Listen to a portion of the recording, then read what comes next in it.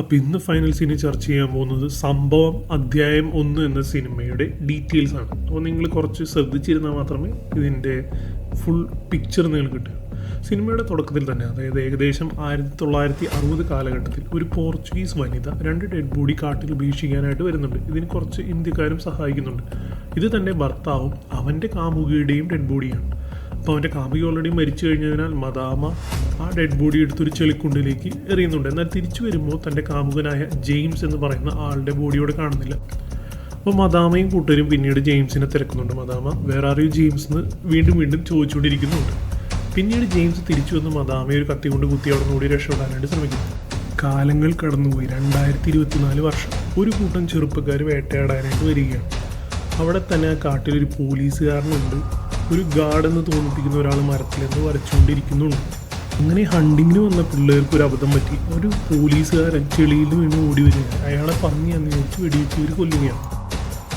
അപ്പോൾ ഈ ഒരു രക്തച്ചൊരിച്ചിലിന് ശേഷം ആ കാട് മൊത്തം ഇരുടുകയും എന്തോ അവിടെ സംഭവിക്കുകയും ചെയ്യുന്നു.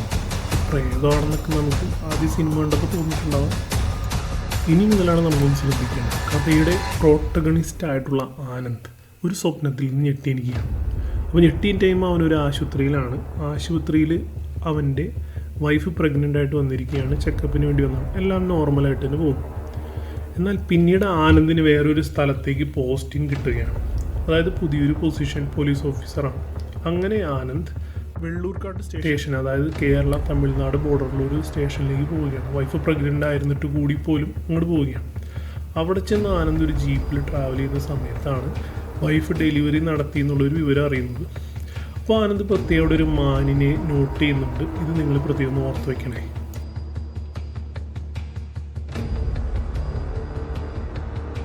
എന്നാൽ മുന്നോട്ട് യാത്ര ചെയ്ത് കഴിയുമ്പോൾ അവർ ട്രാവൽ ചെയ്തുകൊണ്ടിരുന്ന ജീപ്പ് നേരത്തെ നമ്മൾ കണ്ട പോലീസുകാരനെ ഇടിക്കുന്നു. അപ്പോൾ അയാൾ റോട്ടിൽ എന്തോ വട്ടത്തിൽ ഇങ്ങനെ വരയ്ക്കുന്നുണ്ട്. ഇത് നിങ്ങൾ പ്രത്യേകം നോട്ട് ചെയ്ത് വെക്കുന്നുണ്ട്. ഈ പോലീസുകാരനെ പെട്ടെന്ന് തന്നെ അവർ ആശുപത്രിയിലേക്ക് എത്തിക്കുന്നുണ്ട്. ആ പോലീസുകാരൻ്റെ പേര് പീറ്റർ എന്നാണെന്നും അറിയുന്നു. ഇതും അവിടെ ഒരു സൈൻ ബോർഡ് കാണുന്നു. അതിൽ മാനുണ്ട് സൂക്ഷിക്കുക എന്നുള്ളൊരു പ്രത്യേക സൈനാണ്. ഇത് നിങ്ങളൊന്ന് ഓർത്ത് വയ്ക്കണേ. അപ്പോൾ നമ്മുടെ നായകൻ ആനന്ദ് ചാർജ് എടുക്കാൻ പോകുന്ന സ്റ്റേഷനിലെ SI ആണ് അശോക്. ആൾ നല്ല പെരുമാറ്റമുള്ള ആളൊക്കെയാണ്. ആനന്ദിനെ പരിചയപ്പെടും. അവരങ്ങനെ ചാടിച്ചിട്ടിരിക്കുന്ന സമയത്താണ് റെജി എന്ന് പറയുന്ന പോലീസ് ഓഫീസർ പ്രശ്നം ഉണ്ടായിക്കൊണ്ടിരിക്കുകയാണ് കാട്ടിൽ. പെട്ടെന്ന് തന്നെ ഇവരവിടെ എത്തണമെന്ന് പറഞ്ഞിട്ട് വേറൊരു പോലീസുകാരൻ വിളിക്കും. ഇതറിഞ്ഞത് ഇവർ 3 പേരും കൂടി അവിടേക്ക് പോവുകയാണ്. എന്നാൽ അവിടെ ചെന്ന് കഴിയുമ്പോഴാണ് റെജി ഒരു ഡെഡ് ബോഡി കാട്ടിക്കിടക്കുന്ന കാണുന്നത്. അതായത് നേരത്തെ പിള്ളേര് വെടിവെച്ചിട്ട പോലീസുകാരൻ്റെ ബോഡി.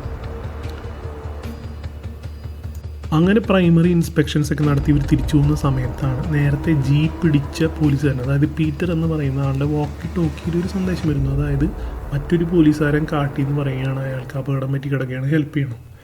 ഇത് കേട്ടിട്ട് ഇവർ വീണ്ടും ഒരു പോലീസുകാരനല്ലേ ജീവൻ രക്ഷിക്കാമെന്ന് ഓർത്തിട്ട് കാട്ടിലേക്ക് വരികയാണ്. ഇപ്പോൾ റെജി പറയുന്നുണ്ട് ഈ കാടത്ര ശരിയില്ല, നമുക്ക് തിരിച്ചു പോകുന്നൊക്കെ പറയുന്നുണ്ട്. എങ്കിലും അവർ ആ പോലീസുകാരനെ കണ്ടുപിടിക്കാനായിട്ട് തീരുമാനിക്കും. അപ്പോൾ പിന്നീട് കാണിക്കുന്നത് നേരത്തെ നമ്മൾ കാട്ടി കണ്ട പോലീസുകാരൊക്കെ ഇങ്ങനെ അവിടെ എത്തിയെന്നാണ്. അവർ കുറച്ച് പ്രതികളായിട്ട് പോകുന്ന സമയത്ത് അവരിവരെ ആക്രമിക്കുകയും കാട്ടിലേക്ക് രക്ഷപ്പെടുകയും അവരെ പിടിക്കാൻ വേണ്ടി കാട്ടിലേക്ക് ചാടുകയും ചെയ്ത പോലീസുകാരാണ് അവരാണ് കാട്ടിൽ പിന്നെ അപകടം പറ്റി പെട്ടിടക്കുന്നത്. ഇതിലൊരു പോലീസുകാരൻ മെയിൻ ഓഫീസറോട് പറയുന്നുണ്ട് ഈ കാടത്ര ശരിയില്ല, നമുക്ക് പെട്ടെന്ന് തിരിച്ചു പോകാം. എന്നാൽ അയാളത് കാര്യമാക്കുന്നില്ല. പോയിസ്റ്റ് എന്ന് തോന്നിക്കുന്ന മറ്റ് പോരാളികൾ ഈ പോലീസുകാരെ ആക്രമിക്കുകയും കൂട്ടത്തിലുള്ളവരെ ഓരോന്നായിട്ട് കൊന്നൊടുക്കുകയും ചെയ്യുന്നുണ്ട്. ഒരാളെ കെട്ടിത്തൂക്കി മരത്തിൽ കയറ്റുന്നുണ്ട്. ഇതൊന്ന് ശ്രദ്ധിച്ചു വെക്കണേ. അപ്പോൾ പോലീസുകാരനെ മാവോയിസ്റ്റിൽ ഒരാളെ ഷൂട്ട് ചെയ്യുന്നു. ആ ഷൂട്ട് ചെയ്ത ആളുടെ തോളിൽ നിന്ന് ബ്ലഡ് നിലത്തേക്ക് വീണ് കഴിയുമ്പോൾ വീണ്ടും എന്തോ പ്രേതങ്ങളുടെ പോലെ വെച്ചുണ്ടാവുകയും ഇരുട്ടാവുകയൊക്കെ ചെയ്യുന്നു. അപ്പോൾ ഡയറക്ടർ ഇവിടെ ക്ലിയർ ആയിട്ടുള്ള മെസ്സേജ് നമുക്ക് തരുന്നുണ്ട്. അതായത് ബ്ലഡ് ആ കാട്ടിലെവിടെ വീണ് കഴിഞ്ഞാലും അപ്പോൾ തന്നെ ഇരുട്ടാവുകയും എന്തോ സംഭവിക്കുകയും ചെയ്യുന്നുണ്ട്. നേരത്തെ നമ്മൾ ആ പെൺകുട്ടി ആ ചെളിയിൽ നിന്ന് ഓടി വന്ന ആളെ ഷൂട്ട് ചെയ്ത് കഴിഞ്ഞപ്പോൾ സെയിം സംഭവമാണ് നടന്നത്. അപ്പോൾ back to current timeline. നമ്മുടെ 3 പോലീസുകാരും ഒരു കാക്കയുടെ എന്ന് തോന്നിക്കുന്ന ഒരു പ്രതിമയുടെ മുമ്പിൽ എത്തിപ്പെടുന്നു. ഇവിടെ നിന്ന് അവർ ആ വാക്കി ടോക്കിയിലെ പോലീസ് ഉദ്യോഗസ്ഥരോട് സംസാരിക്കുമ്പോൾ അയാൾ പറഞ്ഞ സൈൻ അനുസരിച്ച് ഉള്ള മരത്തിനവിടെ പോകുമ്പോൾ അയാൾ അവിടെ ഇല്ല. എന്നാൽ വാക്കി ടോക്കിയിലെ സന്ദേശം വന്നുകൊണ്ടിരിക്കുന്നുണ്ട്.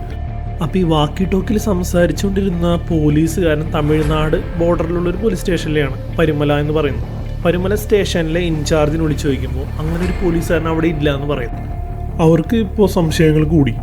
അപ്പോൾ വീണ്ടും വാക്കി ടോക്കിയിലൂടെ അയാളുടെ പേരൊക്കെ അറിഞ്ഞിട്ട് പരിമല സ്റ്റേഷനിൽ വീണ്ടും ആ പേര് പറഞ്ഞു കൊടുക്കുകയാണ്, അതായത് സ്റ്റീഫൻ ജോർജ്. അപ്പോൾ അവർ പറയുന്നു ഇത് 1994 കാണാതായ പോലീസുകാരനാണ്, അല്ലാതെ ഇപ്പോൾ ഒരു പോലീസുകാരനെ അല്ലെന്ന്. ഇതൊരു ഷോക്കിംഗ് ആയി, കാരണം ഇപ്പോൾ 2024 ഈ 1994 ഉള്ള ആളെങ്ങനെയാണ് 2024 വിളിക്കണേ? അങ്ങനെ പ്രശ്നങ്ങൾ എന്തുകൊണ്ടെന്ന് മനസ്സിലാക്കിയ റെജി അവരോട് പറഞ്ഞിട്ട് ഞാൻ തിരിച്ചു പോവുകയാണെന്ന് പറഞ്ഞിട്ട് സ്റ്റേഷനിലേക്ക് മടങ്ങാനായിട്ട് ശ്രമിക്കുന്നു. ഇതിനുശേഷം വീണ്ടും വോക്കി ടോക്കിയിൽ ഈ സ്റ്റാലിൻ എന്ന് പറഞ്ഞ പോലീസ് ഓഫീസർ ആനന്ദിനെയും അശോകിനെയും വിളിച്ച് പറയുകയാണ്, അവൻ്റെ അടുത്തൊരു ബോഡി കിടപ്പുണ്ട്, ആ ബോഡിയിൽ അശോക് നെയ്തിട്ടുണ്ട്. ഇത് അവരെ ഞെട്ടിച്ചു കളഞ്ഞു. കാരണം അശോകും ആനന്ദാണ് അവിടെ നിൽക്കുന്നത്, അയാളുടെ ബോഡി എങ്ങനെ ഇയാളുടെ അടുത്ത് കിടക്കും? ഇത് കൺഫ്യൂസിങ് ആണ്. ഇതിനുശേഷം മുന്നോട്ട് അവർ പോകുമ്പോൾ 2 അസ്ഥികൂടങ്ങൾ ഈ പറഞ്ഞ ലൊക്കേഷനിൽ കാണുന്നുണ്ട്, വിച്ച് മീൻസ് അയാൾ പറഞ്ഞതിൽ എന്തോ കാര്യമുണ്ട്. അങ്ങനെ പടം ചെറുതായിട്ടൊക്കെ കൊളത്തിക്കൊണ്ട് തുടങ്ങുന്ന സമയത്താണ് വീണ്ടും കിടിലനൊരു ട്വിസ്റ്റ്. അതായത് നേരത്തെ ആശുപത്രിയിൽ എത്തിച്ച പീറ്റർ എന്ന് പറഞ്ഞ പോലീസുകാരനെ അന്വേഷിച്ചിട്ട് അദ്ദേഹത്തിൻ്റെ ഭാര്യയും മകനും വന്നിരിക്കുന്നു. എന്നാൽ പീറ്ററിനേക്കാളും 10-20 വയസ്സ് മൂത്തതാണ് അയാളുടെ ഭാര്യ, അതുപോലെ പീറ്ററിൻ്റെ പ്രായമാണ് മകന്. ഇത് വീണ്ടും കൺഫ്യൂഷൻ. ഇത് വിളിച്ച് ആനന്ദിനെയും അശോകനെയും പറയുമ്പോൾ അവരുടെയും കിളിവാറും. അങ്ങനെ ഇത് വെറും പടമല്ലെന്ന് നമ്മൾ മനസ്സിലാക്കി തുടങ്ങുമ്പോഴേക്കും ഡയറക്ടർ അടുത്ത സാധനം തരികയാണ്. അതായത് നേരത്തെ ചെളിക്കുണ്ടിൽ കടന്ന പോലീസുകാരനെ പരിശോധിച്ച് കഴിയുമ്പോൾ അത് മറ്റാരുമല്ല, അത് അവരുടെ കൂടെ ഉണ്ടായിരുന്ന റെജി എന്ന് പറഞ്ഞ പോലീസ് ഓഫീസറാണെന്ന്.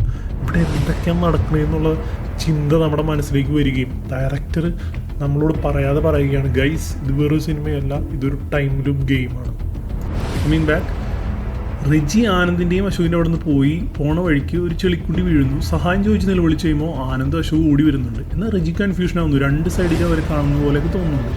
എന്തായാലും ഇവർ സഹായിക്കാൻ നോക്കുന്നുണ്ടെങ്കിലും അവൻ ചെളിക്കുണ്ടിലേക്ക് താഴ്ന്നു പോകുന്നതായിട്ടാണ് സിനിമയിൽ കാണിക്കുന്നത്. അപ്പോൾ ഇവിടെ നിന്നായിരിക്കണം റെജി പിന്നീട് എഴുന്നേറ്റ് വന്ന് കാട്ടിൽ കൂടി ഓടി ആ പിള്ളേരുടെ ഗ്യാങ്ങിന് മുമ്പിൽ ചെന്ന് പെടുന്നു.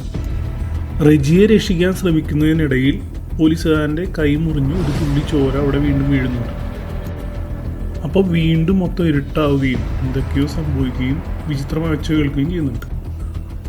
അപ്പോൾ ഇതിൽ ഭയപ്പെട്ട അശോക് വേഗം ഗണ്ണെടുത്തിട്ട് ഒരു വെടിയോട് പൊട്ടിക്കുന്നു. അപ്പോൾ വീണ്ടും എന്തൊക്കെയോ സംഭവിക്കും. നമ്മുടെ നായകനായിട്ടുള്ള ആനന്ദ് മറ്റൊരു ടൈം ലൈനിലേക്ക് ലൂപ്പ് ചെയ്യുകയും ചെയ്യുന്നു. അങ്ങനെ ഇത് എവിടെയാണ് എത്തിയിരിക്കുന്നത്, എന്താണ് നടക്കുന്നത് നോക്കുമ്പോൾ ഒരു വെട്ടം തെളിയിച്ച ഒരാൾ നടന്നു വരുന്നു. അപ്പം നമ്മൾ നേരത്തെ കണ്ട പോർച്ചുഗീസ് മദാമ തോക്കുമായിട്ട് വരികയാണ്. ഇത് കണ്ട ആനന്ദിന് ആകെ കൺഫ്യൂഷനായി, ഞാനിത് ഏത് ടൈം ലൈനിലാണ്. അങ്ങനെ മദാമ തോക്കെടുത്ത് ആനന്ദിനെ പൊട്ടിച്ച് കഴിയുമ്പോൾ പിന്നിൽ തലയില്ലാത്ത ജെയിംസിൻ്റെ ജടം. അങ്ങനെ തോക്ക് പൊട്ടിക്കഴിയുമ്പോൾ ആനന്ദ് വീണ്ടും ടൈം ലൈൻ മാറി നെക്സ്റ്റ് ടൈം ലൈനിലേക്ക് എത്തും. അങ്ങനെ താൻ എവിടെ എത്തിയിരിക്കുന്നത്, ആരെങ്കിലും ഇവിടെ ഉണ്ടെന്ന് അന്വേഷിക്കുമ്പോൾ അവിടെ ഒരു കൊച്ചുകുട്ടി കാണുന്നുണ്ട്. അതുമാത്രമല്ല, നേരത്തെ പോലീസുകാരൻ വാക്കി ടോക്കിയോട് പറഞ്ഞതുപോലെ എസ്.ഐ. അശോക് സാറിൻ്റെ ഡെഡ് ബോഡിയും കാണുന്നുണ്ട്. ഇത് ആനന്ദിനെ ഞെട്ടിച്ച് കളയുന്നു. അപ്പോൾ കുട്ടിയോട് എന്താ കാര്യം എന്ന് ചോദിക്കുമ്പോൾ ആ കുട്ടി പറയുന്നു അവൻ്റെ അനിയനെ കാണാനില്ലെന്ന്. അവളെ ആശ്വസിപ്പിച്ചിട്ട് വീണ്ടും ആനന്ദ് മുന്നോട്ട് പോവുകയാണ്. 1994 ആനന്ദ് എത്തിപ്പെടുന്ന ഉറപ്പിക്കാനായിട്ട് കാരണം ഇവിടെയുണ്ട്. കാരണം അന്ന് ആ വണ്ടിയിൽ നിന്ന് ചാടിപ്പോയ ആക്രമികൾ പെട്ടെന്ന് ആനന്ദിനെ ആക്രമിക്കുകയാണ്. അപ്പോൾ നമുക്ക് ഉറപ്പിക്കാം ഇത് 1994 ടൈം ലൈനാണ്.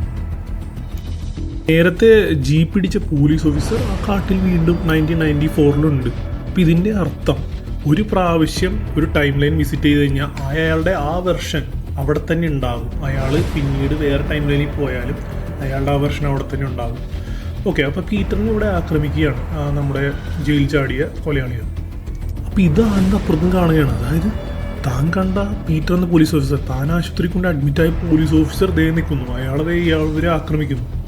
അങ്ങനെ അവനെ രക്ഷിക്കാനായി മുന്നോട്ട് പോയ ആനന്ദ് സ്റ്റീഫൻ ജോർജിനെ കാണുന്നുണ്ട്. സ്റ്റീഫൻ ജോർജിനോട് കേരള പോലീസാണെന്ന് പറയുമ്പോൾ അയാൾ വിശ്വസിച്ച് തോക്കൊക്കെ താഴുന്നു.